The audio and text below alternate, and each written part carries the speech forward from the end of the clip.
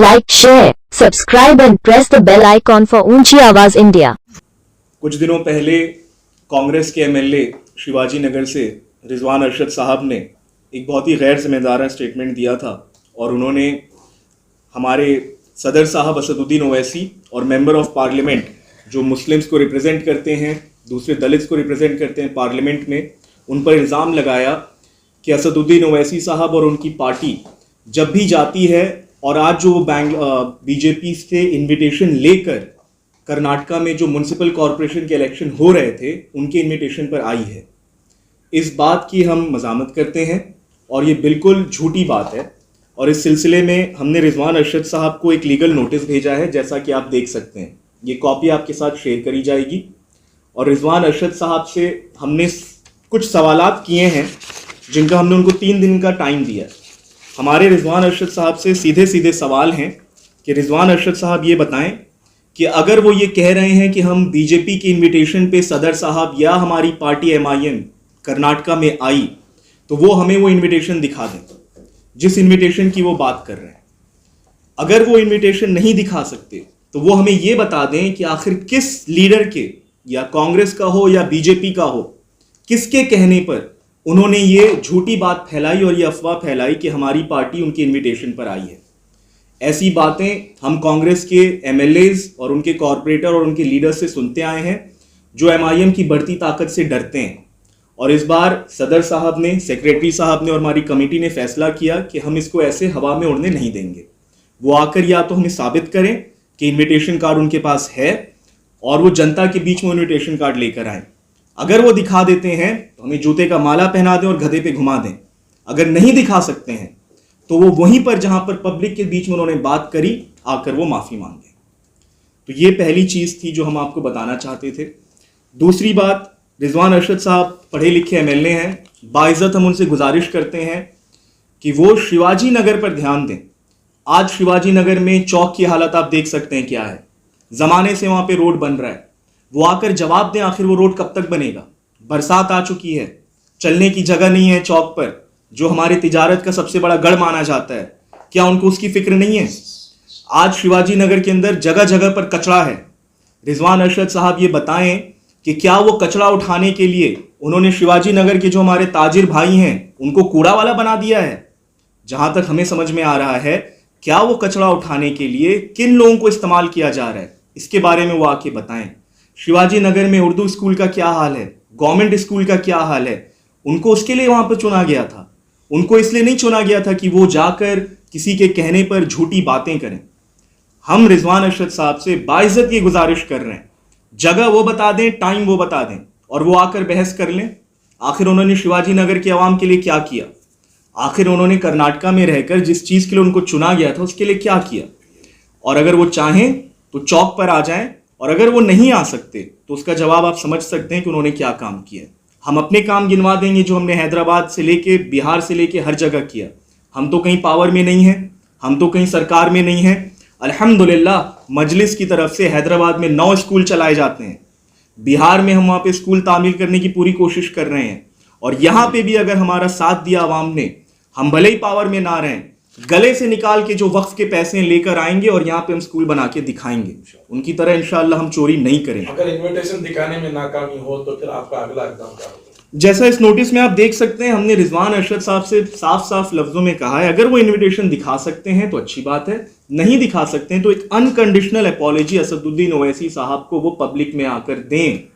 और सिर्फ इसलिए नहीं कि वो हमारे सदर हैं, इसलिए भी कि वो हम सब की आवाज़ उठाने में पार्लियामेंट में अकेले मुसलमान हैं। जब वहां पर ट्रिपल तलाक की बात चल रही थी, मेरा सदर अपनी बेटी की शादी छोड़कर पार्लियामेंट में आवाज उठा रहा था। क्या इसलिए उठा रहा था कि उसके ऊपर ऐसे आरोप लगाए जाएं, वो भी उन लोगों के थ्रू जो लोग हमारी कौम को दीमक की तरह खा गए? आज अवाम को फैसला करना पड़ेगा। वो असदुद्दीन ओवैसी के साथ खड़े हैं जो पार्लियामेंट में अकेले आवाज उठाता है, या इन दीमक वालों के साथ खड़े जिन्होंने हमें खोखला कर दिया? हम आवाम से भी सवाल करना चाहते हैं कि क्या आज ओवैसी के साथ खड़े होंगे या नहीं। हमें पूरा यकीन है वो हमारे साथ खड़े होकर इन सारे लोगों को इंशाल्लाह जवाब देंगे और जल्दी बैंगलोर से लेकर कर्नाटका की हालत मुसलमानों की, दलितों की सुधारी जाएगी एमआईएम के साथ लड़कर। असदुद्दीन ओवैसी साहब जब से दलितों और मुसलमानों की पार्लियामेंट में आवाज उठा रहे हैं तब हमारे रिजवान अरशद साहब चड्डी पहन के घूमते रहे होंगे। उतने साल से वो पार्लियामेंट में आवाज उठा रहे हैं। और रिजवान अरशद साहब को पार्लियामेंट में जाने के लिए इन्होंने नाक घिस ली। कितने इलेक्शन ये हार रहे यहां पर एमपी का आप अच्छी तरह जानते हैं। तो एक आदमी जो खुद एमपी नहीं बन पाया, क्या वो मलाल निकाल रहे हैं हमारे असदुद्दीन ओवैसी साहब से? ये भी हमें देखना पड़ेगा। आखिर उनको कौन ये चीज बोलता है कि उनकी तो हैसियत ही नहीं है कि असदुद्दीन ओवैसी साहब के बारे में बात कर सकें। अरे तुम शिवाजी नगर को साफ करो, तुम्हें अवाम ने वहां के लिए चुना है, अवाम ने तुम्हें नकार दिया, अवाम ने तुम्हें उस लायक समझा नहीं कि तुम पार्लियामेंट जा पाओ।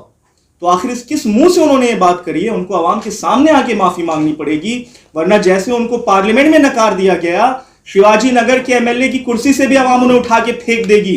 और अगर उनको यकीन नहीं है तो जाएं, जाकर शिवाजी नगर में जाकर पता कर लें लोगों से कि असदुद्दीन ओवैसी और रिजवान अरशद के बीच में अवाम किसके साथ खड़ी है, उनको जवाब मिल जाएगा। ये जो बच्चे अभी जो बोल रहे हैं हमारे सदर को, इनको जो है सिर्फ नाम कमाने के लिए इनका नाम का इस्तेमाल कर रहे हैं। अगर आपको दम है, आपको ताकत है, तो अपनी ताकत से आपका नाम बनाइए ना। कौन मना कर रहा है? हमारे सदर का नाम लेकर के आप रोशन होना चाह रहे हो? ये कब तक करेंगे? कांग्रेस हमेशा यही करते आई है। एहतजाजी रुख अपनाने का ऐलान किया है आपने, तो क्या सिर्फ शिवाजी नगर की हद तक महदूद होगा या रियासती पैमाने पर कुछ बड़ा इकदाम किया जाएगा? नहीं, हर जगह पर जो है हमारे ऑल इंडिया मजलिस इत्तेहादुल मुस्लिमीन की सारे जितने भी कारकुनान हैं, रियासती तौर पर जो है इसको जो है काम किया जाएगा। जी, आज हम एक लीगल नोटिस लेके बैठे हैं। ये लीगल नोटिस हमने दिया है शिवाजी नगर के एमएलए रिजवान अरशद साहब को, जो एक पब्लिक मीटिंग में दोडवालापुर में जो अभी रिसेंटली जो इलेक्शंस की कैंपेनिंग हो रही थी, लोकल बॉडी इलेक्शंस के, उसमें उन्होंने एक एलिगेशन लगाया हमारे कायद, हमारे सदर बैरिस्टर असदुद्दीन ओवैसी साहब के ऊपर। उन्होंने ये कहा कि असदुद्दीन ओवैसी साहब मजलिस इत्तेहादुल मुस्लिमीन कर्नाटक के अंदर इलेक्शन लड़ने बीजेपी के इन्विटेशन पे आई है, जो सरासर गलत और एक संगीन इल्जाम है। और हम चाहते हैं, हम ये मांग करते हैं रिजवान अरशद साहब से कि वो आके पब्लिकली आके असदुद्दीन ओवैसी साहब से पब्लिकली, जिस पब्लिक में उन्होंने कहा था वहीं पर आकर उनसे माफी मांगे। अगला कदम, हमने उनको यहाँ पे 3 दिन का नोटिस टाइम दिया है, 3 दिन को इसमें रिस्पॉन्ड करने का। एक वो माफीनामे के साथ एक रिस्पॉन्ड कर सकते हैं। अगर उन्होंने रिस्पॉन्ड नहीं किया तो हम डेफेमेशन केस फाइल कर रहे हैं उनके अगेंस्ट। ये नोटिस भेजा है, डेफेमेशन का नोटिस भेजा है हमने। अगर वो माफी नहीं मानते अनकंडीशनल, तो हम उनके ऊपर डेफेमेशन केस डालेंगे।